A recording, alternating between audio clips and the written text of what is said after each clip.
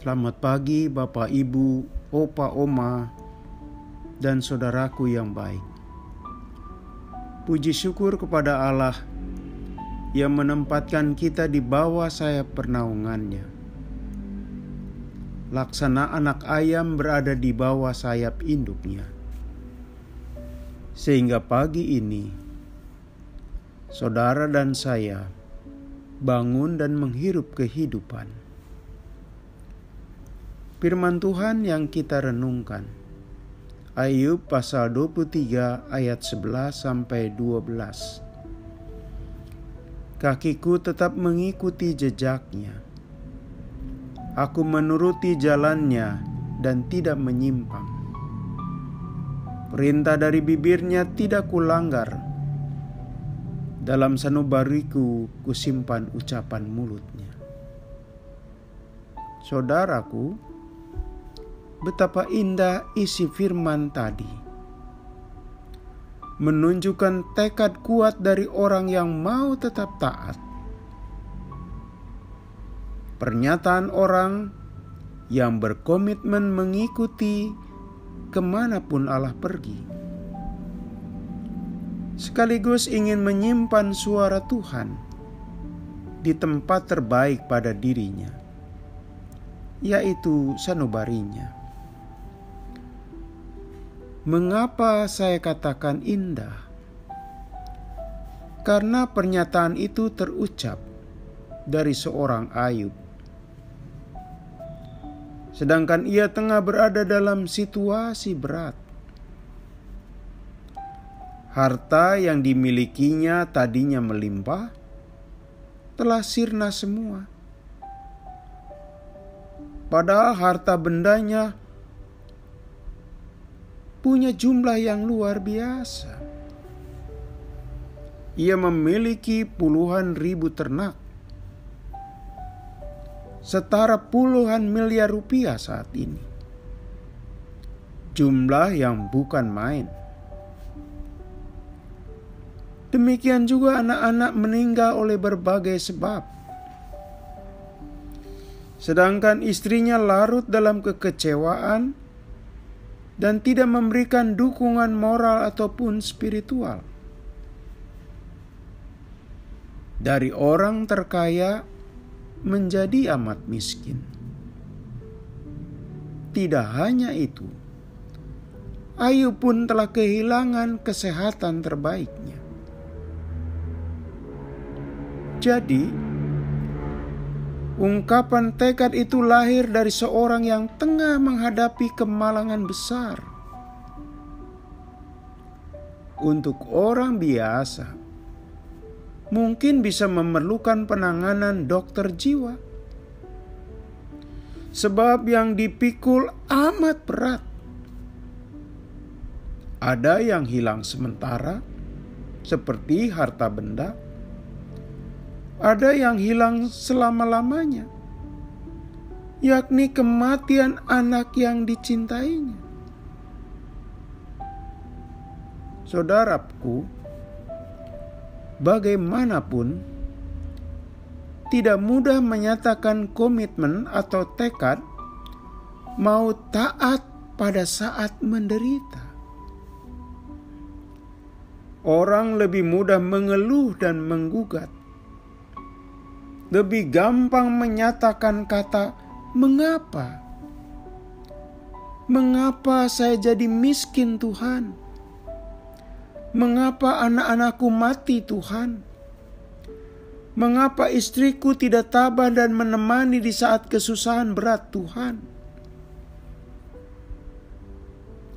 Apakah Ayub tidak mengeluh? Oh, Ayub pun mengeluh. Tapi ia lebih berpegang kepada Allah di tengah penderitaan. Dan ia menemukan wajah Allah sebagai Bapa yang pengasih dalam penderitaan itu. Ayub memperlihatkan mau tetap setia dan taat pada Allah. Ini sungguh mental baja dan iman luar biasa, saudaraku. Dalam kehidupan nyata, kehilangan banyak hal yang berharga, menyebabkan hati seseorang limbung. Semangat hidup hilang, perasaan lesu, gairah untuk melanjutkan hidup sangat rendah. Betapa pahit dan teramat getir pengalaman Ayub itu. Ia harus kehilangan hal yang terbaiknya.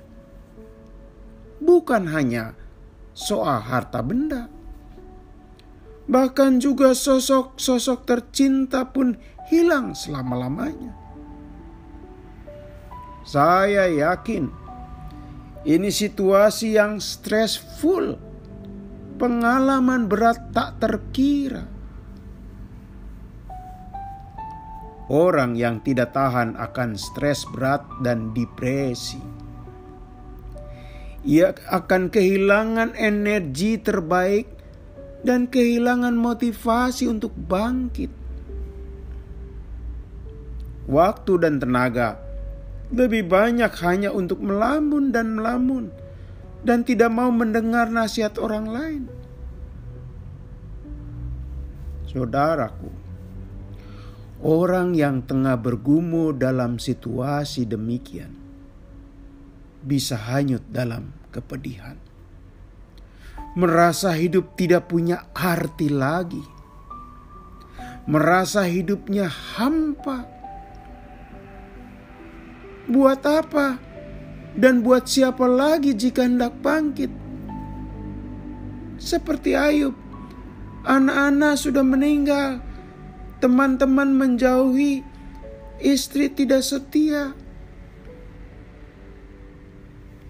Jika Ayub tidak kuat, ia bisa lebih memilih menenggelamkan diri dalam kepedihan yang mendalam, sekaligus hanyut dalam kemurungan.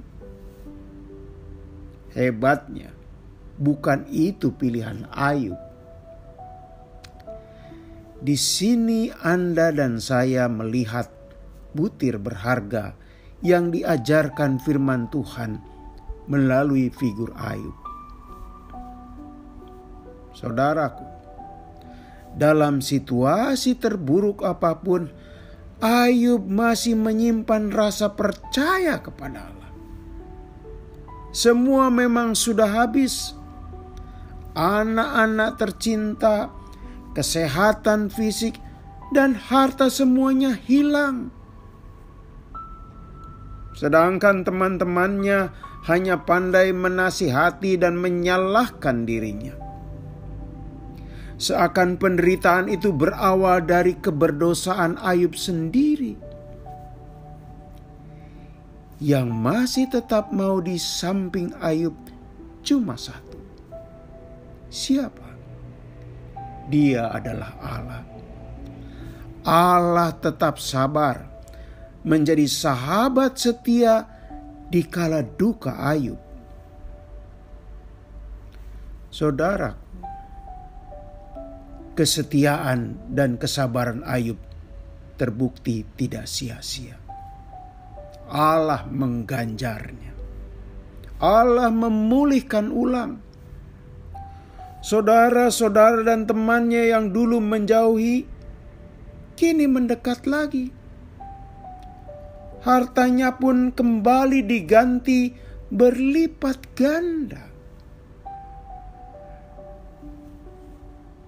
Hal kedua dan amat penting.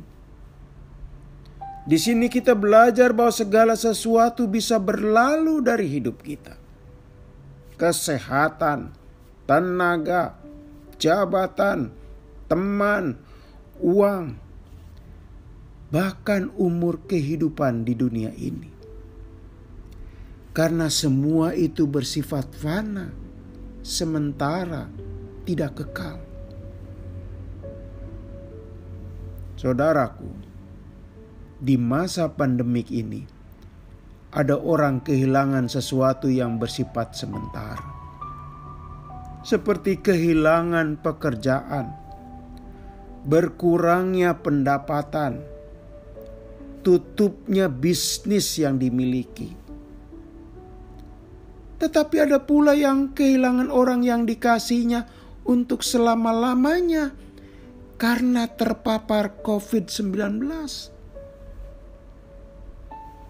Ada yang kehilangan suami, ada yang kehilangan istri, anak, pendeknya yang punya hubungan emosional kuat sekali.